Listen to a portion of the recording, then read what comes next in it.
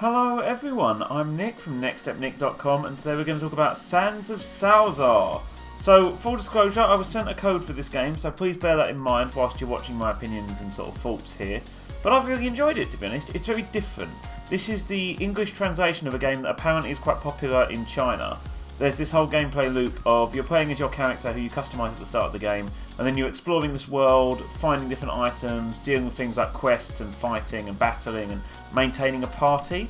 It's got the same kind of theme as if you've played stuff like Mount and Blade, Warband and Bannerlord. There's that kind of feel to it of raising a group of fighters and slowly levelling yourself up and taking on quests. And there's like a story, but it's kind of sitting in the background really. It's more about the combat and the fighting. I mean, I made my favourite character, Bertelbert, and went straight into it as a shaman. I saw that it has one of my favourite options ever as well, which is you can recruit dragons and stuff. So I thought that was immediately a pro for the game.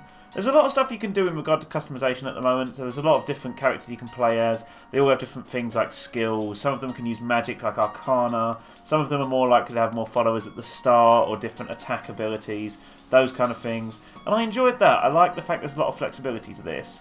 You can also then choose to buy which abilities you'd like to use. You can also use points to get different items and little things to give you an advantage. So you might not take an ally with you, but instead take loads of stuff that encourages you to be at a higher level at the start.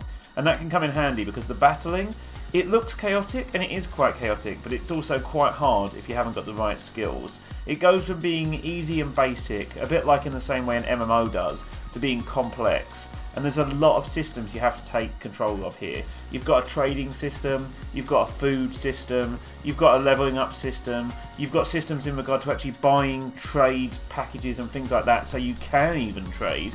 There's loads of different stuff there. There's a relationship system, and then there's also this whole idea of taking these quests and venturing into these areas and having specific characters that can then help you here. There's a lot to it. I mean, there's even a talent tree and different abilities that you can get as the game progresses, but that includes for your characters. So not only are you leveling up your character and your own talents, but then you've also got your party talents, your party abilities and your party level. So your party, for example, you can use different things to promote them, and then that means they're stronger, but that also means that, you know, they get a new skill. But you have to use things to promote them, then you have to have real food. It's a really interesting system, and I really enjoyed my time with the game.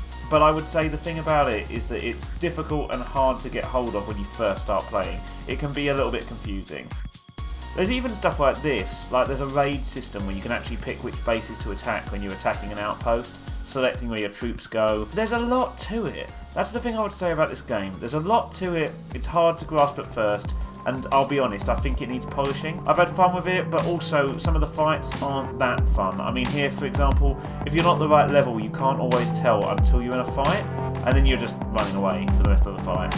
Anyway, thank you very much for watching. Please don't forget to like, share and subscribe if you have enjoyed this video. You can also find my articles on nextstepnick.com, or you can head over to Twitch and find me at nextstepnick.